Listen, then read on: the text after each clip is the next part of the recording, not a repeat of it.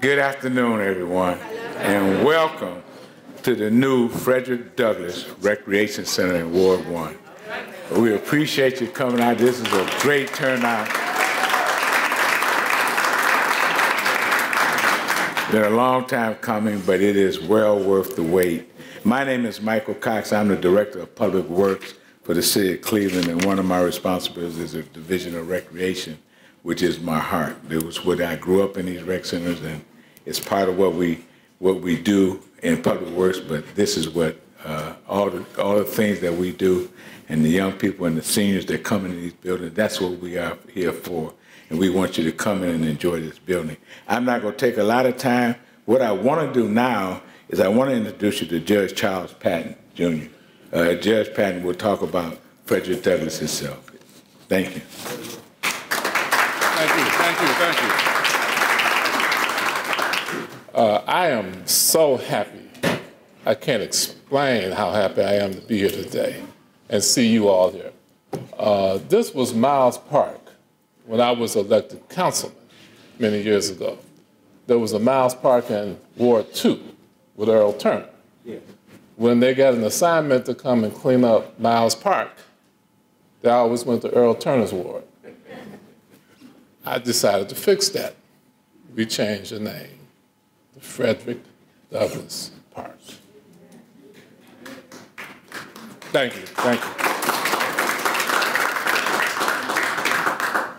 I remember when I was in college, I came home one day and a lady was visiting my mother. I walked in the house, said hi. She asked me if I knew who Frederick Douglass was. I knew who he was, but I didn't know anything about him. And she wanted to know what I knew. I said, I know he's married to a white woman.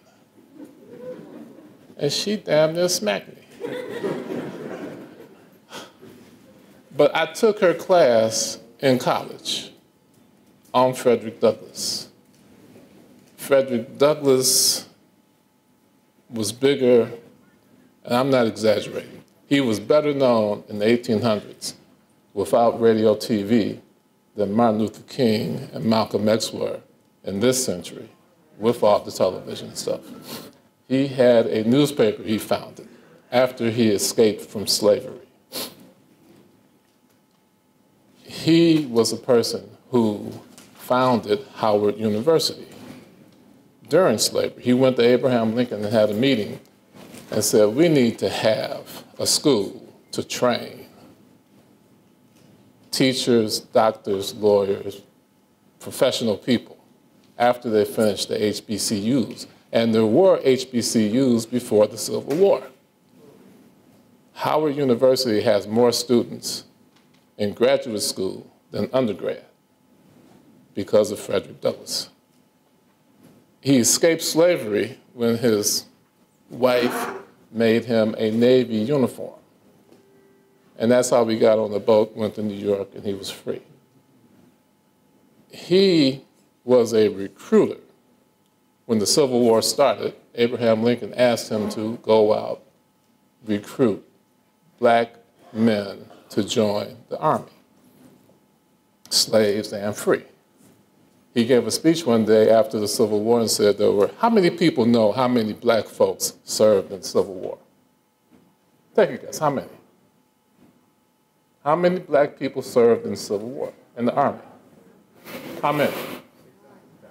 600,000. Anybody else? 500. How many black people served? Frederick Douglass gave a speech, he said 200,000. Now, we argue about this to this day, still. Anybody that was a slave who joined the Army, they signed their name with a X. You got over 150,000 X's because they couldn't write their names. So they couldn't count them all. But they have counted them. There were 200,000 black folks that fought. Frederick Douglass was responsible for that happening, fighting for your freedom. And not many people know that. He met with Lincoln a couple of times to give him some advice. He spoke in Cleveland at Case Western's Reserve at graduation during the 1800s. How he traveled around without getting killed, it amazes me. If you haven't visited his house in D.C., I ask you to go by and see it. Just put it in your MapQuest, you'll find the house, you can go there. I took my sister's grandson, missed his 8th grade bus trip to D.C., was crying about it. His sister said, ask your uncle, he'll take you. Douglass has a house on top of a hill. In the back of the house is his man cave. They call it the griot. After we took the tour, the young lady took us back to see the griot. In the griot is a desk and a chair and a candle and some books. She told me the desk was a gift from John Hay to Frederick Douglass. John Hay was Frederick Douglass's secretary. The desk was Abraham Lincoln's desk. John Hay said, the president would like you to have this desk for all of your service to this country. Remarkable career. I cannot talk too much more about him in 2 or 3 minutes. If you want to read a good book, David Blight wrote a good book. He's going to win some prizes this year with it. It just came out, so I highly recommend it to you. But nice seeing you. We'll talk about Douglass some more. Thank you.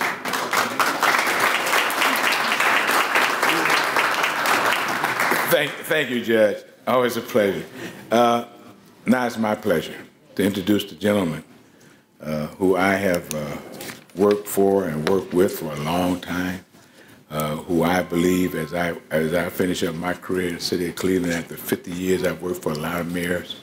There's been a few that you work for that you say, well, they were this here. Well, this mayor has been here, but there's been very few mayors that cared as much about this city as the man I'm getting ready to introduce to you, and that is Mayor Frank G. Jackson.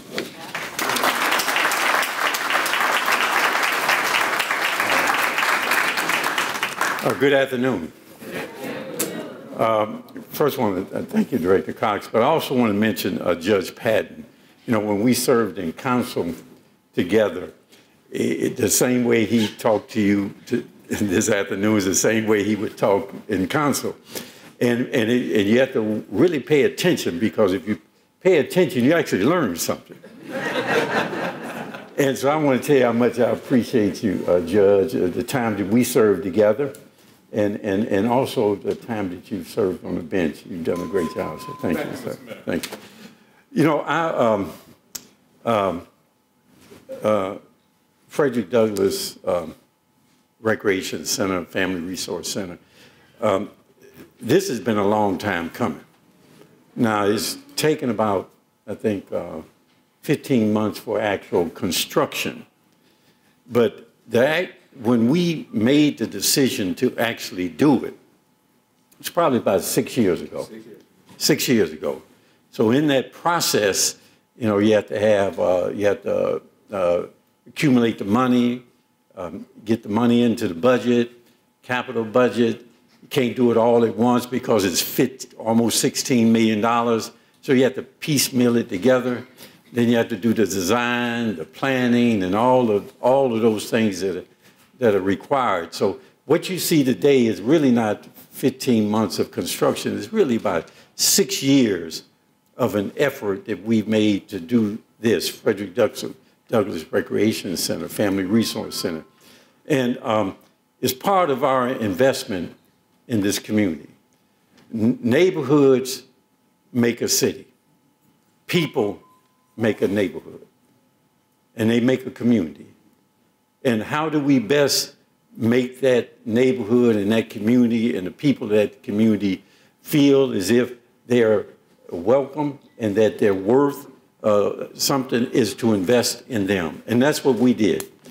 We wanted to invest in this part of the city of Cleveland in a new recreation center that would be state-of-the-art. And as we moved away from recreational activity into a more holistic family resource with trauma activities, dealing with children with trauma, this facility became a focal point, and then we worked with the school district to build the school that they built, so now we have a campus.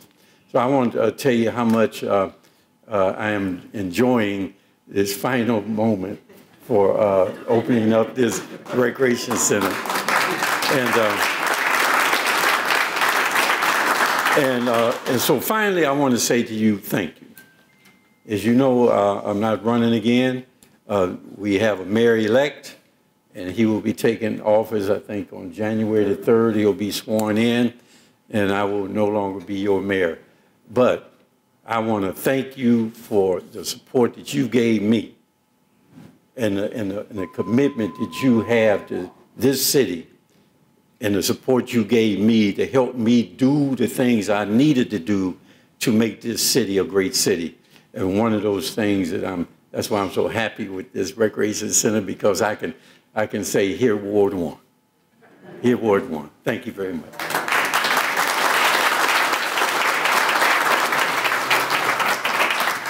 Thank you, Mayor. Just a few things before we get to the next speaker.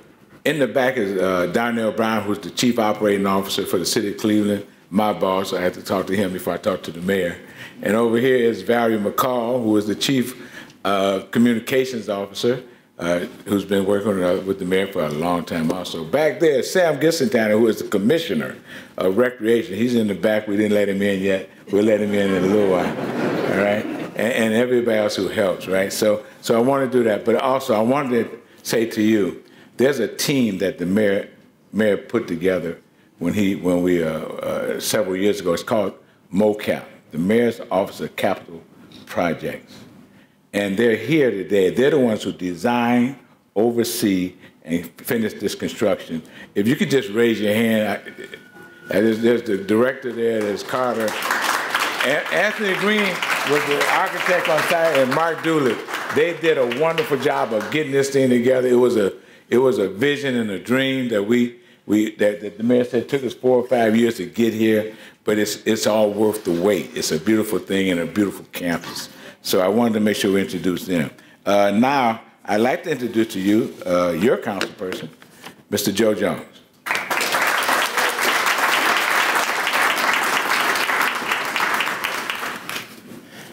As I was walking through the door, someone asked me a question and I smiled. And they said, "At least you're still smiling." I want to take the opportunity because this is really important. This is a big deal. This is not a small situation. This is a big deal. And it's a big deal because you don't see recreational facilities popping up throughout the entire city of Cleveland. They only happen every now and then.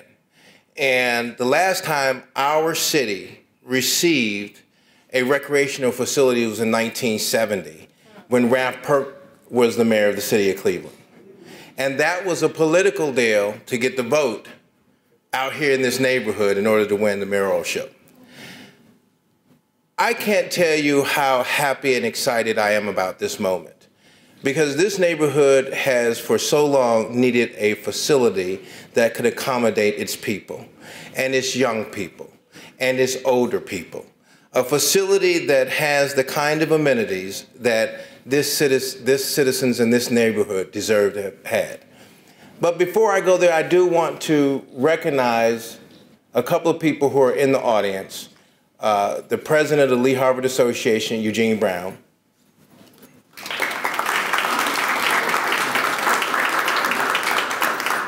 I'd like to also recognize State School Board Merle Johnson.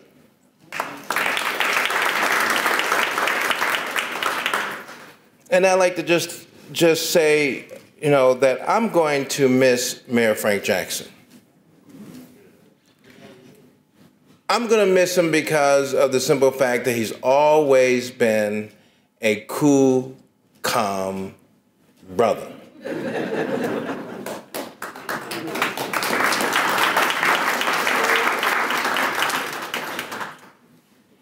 And then he carries probably, notably, the distinction of being the longest serving mayor in the history of the city of Cleveland.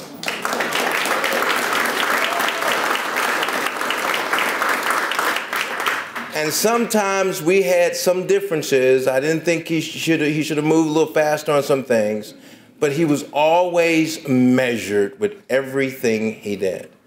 And when you get a little bit older, you realize that sometimes it's always good to walk sometimes, not run. And you learn a lot from that, because when you sit in the seat of as an elected official, you don't know what you're going to be dealing with. You don't know who's coming after you. You don't know what kind of landmines that lay in front of you.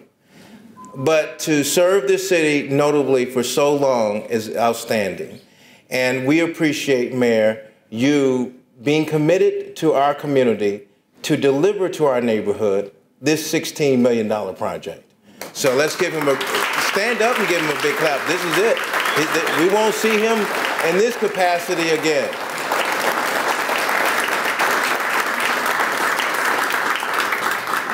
I want to thank Darnell Brown too, because Darnell Brown, many days I've sat in his office along with Mike Cox, and I've had sweat nights thinking about the smaller projects that didn't have a swimming pool and all the amenities that I felt that our neighborhood should have.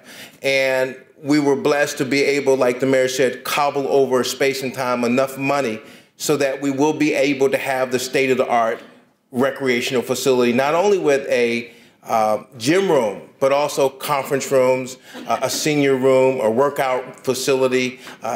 Go ahead, you can clap. Workout facility. In addition to not just one swimming pool, but 3 swimming pools. So you see me smiling, right? They even have a pool where you can just float in it. So I'm excited about, go ahead, you can clap. That's how. And this gives us an opportunity to have everything in one location, one area. And so I'm so appreciative, and I just want to take the opportunity not to hold much more of your time, but allow you the opportunity to go throughout the facility and see the facility. But I want to take this opportunity to also bring to you our next speaker. Our next speaker has been involved with this neighborhood since I was a teenager, and would go up into the center and just bug her about everything. And I was one of those kids that, well, if they did that, why did they do that? And then she would answer it. And I said, well, why did they do that? And then she would answer it. And then after a while, she said, just go on somewhere and sit down. But her commitment and her dedication to our neighborhood for over 30 years is exemplary. Her service to making sure she maintained a good facility, a good place for senior citizens, and offering a place for people who need shelter or people who were hungry. Her facility has been there for our neighborhood. So I want to just take this time to say thank you to Miss Elaine Goldstein and to invite her up to come and give us some words.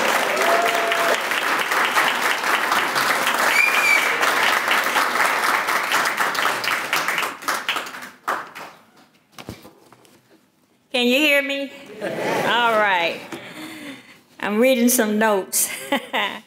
Good afternoon, everyone. Good afternoon.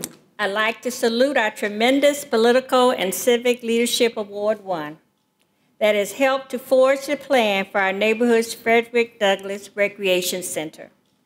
Over the last 25 years, our neighborhood's caring activists have crafted a future vision of what personnel, community health, fitness looks like.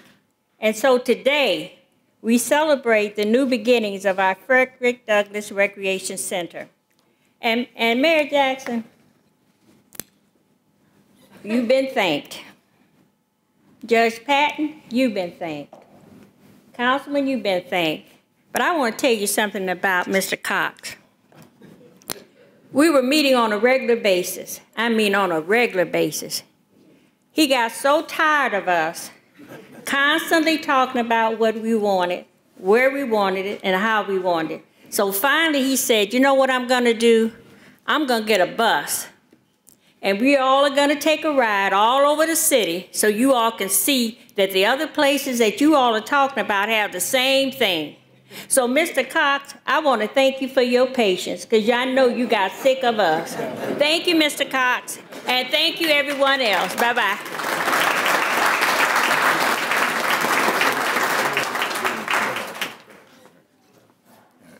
Ms. Goldstein, I almost forgot. I had to get that bus, man. I had to take them all to about 5 different rec centers. We just piled in that bus and we went, and Ms. Goldstein, we go get what we deserve in Ward 1. And it's been about 4 or 5 years in that process, as the mayor says. So just want to make sure, if I can give just a few pointers on what we've done here. We've got a 45,000 square foot building here, right? It cost us about $15.1 million. And that includes the outdoor playground. We got a spray basin back there. We got ball fields back there. We've done some things with the gazebo so you can have things outside. We also have a walking path that's out here, that's out there. And the district, we have been working with CMSD to revamp the football field and a track out here for their students to be able to practice out here, and also for our muni football teams and other teams to be able to practice and play out here. So it's a campus. It's a beautiful, I think, and I've been, you know, in my career with Parks and Recreation, I've been all over the country looking at facilities. This is one of the best facilities. I swear to you. If the mayor and the councilman know, right? We were a little short of cash, right? and so we in cabinet. We have a cabinet meeting every Wednesday, and they said, well, here's what we got, and we showing the drawings and all the directors in there, and he said, what you think, director? I said, I don't like it. Think about you, Ms. Goldstein. I said, Mayor, we need some money. I got to you cannot build a recreation center without a gym and an aquatic center, and we didn't have an aquatic center. I said, man, he said, well, how much is it going to cost? I said, man, I whispered about $3 million. Because I wanted to put a water playground in there. And this thing's got a water playground, and it's got zero entry, and it's got a lap pool, and it's got all those things. And the mayor said, told the chief, find the money. He said, find the money, because that's what we're going to do for the people of Ward 1. And so I thank him. I thank him for being that person that you can go to and say that, you know, this is what we need to make it whole. So I want to thank them. And I also want to thank the contractor, Dunlap and Johnson, Inc. I don't know if anybody's here from Dunlap and Johnson. They're the ones who built the facility. And then we had to design the architect, then design architect. They did a wonderful job of designing this thing and the colors. I put more colors in this, but at Zelma, Georgia, if you ever been to Zelma, Georgia, I was the commissioner who did. I just threw paint on the wall on that one. But they wanted a little bit more, you know, upscale than what I do. I just threw orange and purples and orange and that. So that's what we do, right? So that's what we've done. And so what I want to do in closing, right, is say to you, thank you. Whatever Ms. Goldstein talked about, it was well worth the wait. It was well worth everything that you hollered at me about and what you wanted, right? And it was well worth it. And I want to say thank you. We're going to now cut the ribbon and officially open. We will be open tomorrow at noon. Is that right, Larry? At noon. I'm sorry, Larry, come on. This is your center manager. This is Larry Wilcox.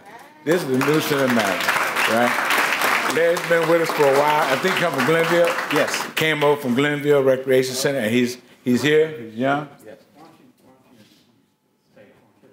Oh yeah. Wait. Can you bring staff out? Can I get all the staff? Please come up, please. Nina, Brian, Mary, Brittany, Angie. Yeah. It's gonna do so many things. Okay. Just tell them who they are. You introduce them. There. Okay. I will. Come on. Okay, this is your staff for the Frederick Douglass Neighborhood Resource and Recreation Center. We got Angie, she's our junior clerk. You'll see her when you come in. She works the front desk. We have Coley, she's our art instructor. She'll be doing all the art programs right here. And we have Brittany, she's one of our lifeguards. She's in the aquatics program. You'll see her in the pool area. We have Brian, he's our rec instructor. He's doing all the sporting activities and any other activities that the city have, as well as Nina Shalita, she's also a rec instructor. We have Mary, she's our physical director right here with the red and white shirt on. She's be in an aquatics program as well. And then we have Janice, I'm sorry. The G throws me off. We have Janice, she's our maintenance and our custodian here. She does a lot of the cleaning and stuff, as we all will be doing as we run this facility. We also have Pat, she's our social support specialist. With the new way that the recreation is going right now with bringing in other programs and resources to help out people in the community that may need assistance as it relates to social support. She'll be in here a couple of days a week to assist when she can with any needs that you may have when you come to our center. So we look forward to meeting all of you when you come through and showing you all to a tour. We thank you so much for coming out for this opening. We appreciate it, and we look forward to meeting you. Thank you. And so, as Larry said, we're rebranding our recreation centers because we're now offering just more than basketball. We're offering social support that the mayor and council and everybody, we work together to get the social support specialists into our facilities. And they deal with trauma. They deal with anything that they need to do. They're out in the street finding things that they can help the community. So it's what we call it now is we call them neighborhood recreation, resource and recreation centers. All right, so we wanted to make sure that everybody knows that someone will be here. Pat or one of the other people will be here if you need to see them. They have a room over here. They have the office over here that they will be able to sit down with the young people and make sure. We're trying not to throw the kids out. We're trying to get them and keep them in and do something with them. So what we want to do is make sure that you all are all part of that village and we get them done. So without further ado, all right, Isha, this is our special events. She's the one who does all my special events there. She does a wonderful job. And so we're going to cut the ribbon, and we'll be open tomorrow at noon. And please come in. Ready? All right, and 3, 2, 1. All right, congratulations. Take down addresses and stuff? Yeah, but all right. Thank you all. This concludes today's ribbon cutting ceremony. Please feel free to tour the space.